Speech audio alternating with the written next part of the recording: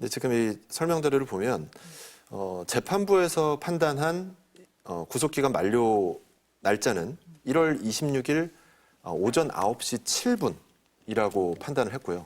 그날 기소가 이루어진 시기는 같은 날 1월 26일 오후 6시 52분이었거든요. 그러니까 한 9시간, 한 10시간 정도의 차이로 지금 구속기간이 끝났다고 판단을 한 겁니다. 당시 이제 검찰에서는 이게 다시 말씀드리면 올해 1월 15일 오전 10시 33분에 윤석열 대통령의 체포영장이 집행이 됐어요. 그래서 그날부터 어쨌든 초일로 산입이 되는 건데 실제 이제 검사의 구속기간은 10일이거든요. 그래서 1월 15일에 체포가 됐으니까 10일째 되는 날은 1월 24일이 되는 거죠. 그래서 1월 24일에 원래는 구속기간이 끝나야 됩니다. 그런데 구속 전 피의자 신문, 그러니까 영장 실질 심사가 1월 17일부터 19일까지 3일이 소요가 됐어요.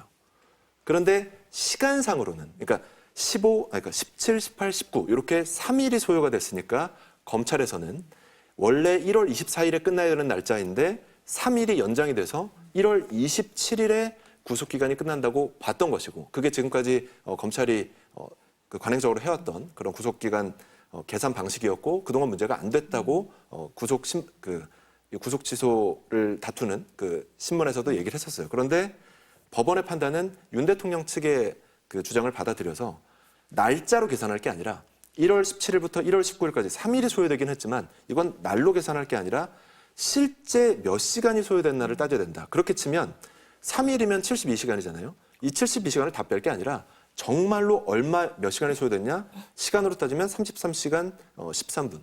그러니까 33시간 정도만 빼야 된다. 이렇게 따지면 정말 윤 대통령 측에서 주장했던 1월 26일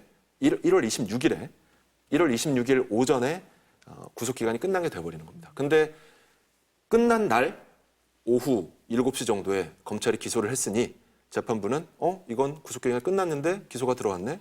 일단 절차적으로 구속기간을 어겼어. 일단 이런 판단이 지금 재판부 설명서에 담겨 있습니다. 법조계에서는 그런 얘기 했었잖아요. 그 피의자 인권 얘기를 하면서 이런 법 해석을 할 때 피의자에게 유리하게 해석해야 된다라고 말씀하신 분들이 있었는데 아마도 재판부에서는 그런 부분을 좀 감안을 한 게 아닌가, 그런 부분을 네. 판단을 한 게 아닌가 이런 생각이 들기는 하는데요. 그렇죠. 그런데 네. 사실 형사소송법 네. 200조의 2에 따르면 이렇게 써 있거든요. 접수한 날부터 구속영장을 발부하여 검찰청에 반환한 날까지.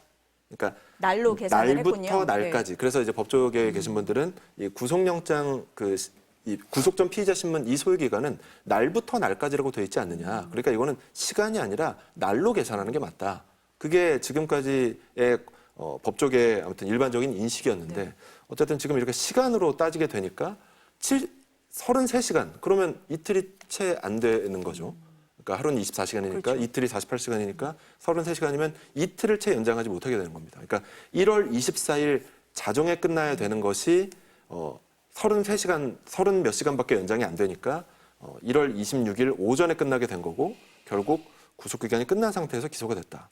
이런 판단을 해서 지금 법조계에서도 그러니까 검찰은 물론이고 우리가 그동안 생각했던 거랑 좀 다르다. 그러니까 왜냐하면 심지어 그래서 검찰에서는 27일까지로 구속기간을 보고 하루 여유를 두고 26일에 한 거였거든요. 그런데 이런 상황을 전혀 예상을 못했던 것이죠. 여기 출연하셨던 많은 법조인들이 그런 말씀을 하셨어요. 검찰이 구속 기소를 한두 번 해본 것도 아닌데 그 날짜 계산 잘못하겠냐라는 얘기를 굉장히 말씀을 많이 하셨어요. 그래서 구속 취소가 인용되지 않을 거라고 이제 말씀하시는 분들의 상당수는 검찰이 그런 걸 법 해석을 잘못할 리가 없다라고 말씀을 하셨었는데 오늘 어쨌든 법원은 그 날짜가 아니라 시간으로 계산해야 된다고 일단 판단을 한 겁니다, 지금. 그렇습니다. 네.